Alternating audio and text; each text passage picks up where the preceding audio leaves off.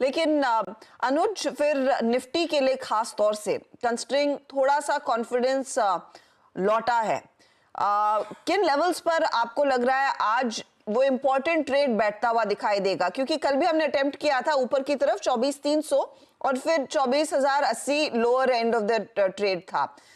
क्या इस रेंज को ब्रेक करके हम 400 की तरफ जा सकते हैं? देखिए अर्चना, बिल्कुल बहुत सही सवाल है आपका। एक तो है व्यू और एक है मार्केट का रिएक्शन। मेरा मानना यह है कि आज मार्केट का एक ऐसा टेस्ट है जिसमें अगर मार्केट पास हो गया तो फिर उसके बाद मार्केट नहीं रुकेगा, लेकिन आज का अगर टेस्ट फेल हुआ तो फिर एक स्टेप आपको बैक लेना पड़ेगा। पहला रेजिस्टेंस 24,300 से 24,350, जहां कल के हाईस प्लेस्ड हैं, जहां मंडे से हम कोलैप्स होना शुरू हुए थे, लेकिन ये वो जोन है जहां पर मुझे लग रहा है कि मार्केट इसके ऊपर खुलने वाला है। तो इसके लिए अगला जो जोन है वो ज्यादा जरूरी है। 24,400 से 24,500 का जोन है वो। 20 डे एक्सपोनेंशियल मूविंग एवरेज 24,421 पर प्लेस्ड है और ऑप्शन जोन भी है। एक चीज मैं 3-4 दिन से कह रहा हूं कि अगर 24,400 के ऊपर निकल गया और 24,400 के ऊपर टिक गया तो फिर सीधा वन वे मूव आएगा 24,800 वाला। कल भी ये बात हुई थी, आज भी ये बात मैं कहूंगा।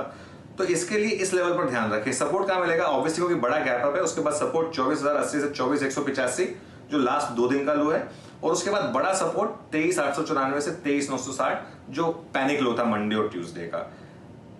पोजिशनली आप लॉन्ग रहिए इस मार्केट में और हर डिप पर ऐड करिए 23,894 के स्टॉप लॉस के साथ। अब इंट्राडे में क्या करना है, ये बहुत बड़ा सवाल है। देखिए इंट्राडे में 2 तरीके हैं आपके पास।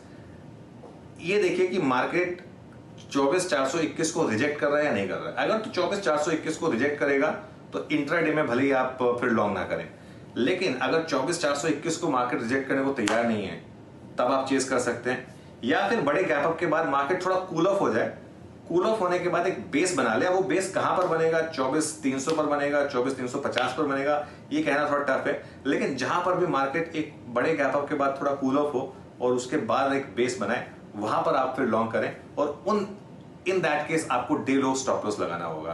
तो 2 तरीके हैं इस मार्केट में, या तो 24,421 के क्रॉस होने का वेट करें और उसके ऊपर टिकने का वेट करें, या फिर बड़े गैप अप के बाद थोड़ा सा नीचे आने दें और उसके बाद बेस बने, वहां पर आप पोजीशन बनाएं।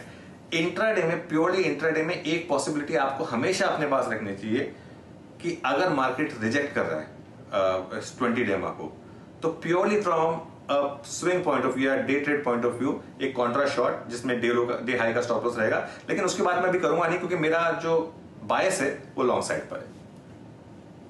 ये फिलहाल आपके लिए निफ्टी के लिए खास लेवल्स है और वो क्रूशियल लेवल जो आपने वॉच करना है, जो अनुज मेंशन कर चुके हैं 2-3 दफा कल और आज, 24,421 जो 20 डीएमए है, उसके ऊपर निकलता है तो कॉन्फिडेंस मार्केट का बढ़ेगा जरूर। लेकिन इस बीच अनुज, निफ्टी बैंक और निफ्टी बैंक में देखिए कल एचडीएफसी बैंक का साथ था, एसबीआई कुछ तेजी में आता हुआ दिखाई दे रहा था, लेकिन डे हाई से थोड़ा सा हल्के होकर हम टिके हैं। पॉजिटिव था निफ्टी बैंक, लेकिन क्या निफ्टी बैंक में वो कन्विक्शन लौटने लगा है या फिर अभी भी कंफ्यूजन है? देखिए कंफ्यूजन तो है हर्षदा, लेकिन बैंक निफ्टी में एक चीज मैं बताऊं आपको, आज वीकली चार्ट पूरा हो जाएगा बैंक निफ्टी में।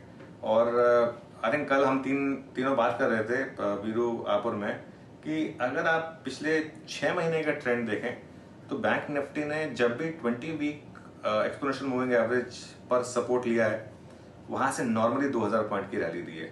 और इवन डेली चार्ट पर भी 100 डे एक्सपोनेंशियल मूविंग एवरेज को बैंक निफ्टी डिफेंड कर रहा है। मेरा ये मानना है कि बैंक निफ्टी में अब नेगेटिव नहीं है हो इस लेवल से, क्योंकि 53,000 समथिंग वाला इंडेक्स ऑलरेडी 50,000 पे तो आ चुका है, 6% के करीब करेक्शन दे चुका है ये आपको, और लगातार डिफेंड कर रहा है 100 डे एक्सपोनेंशियल मूविंग एवरेज को।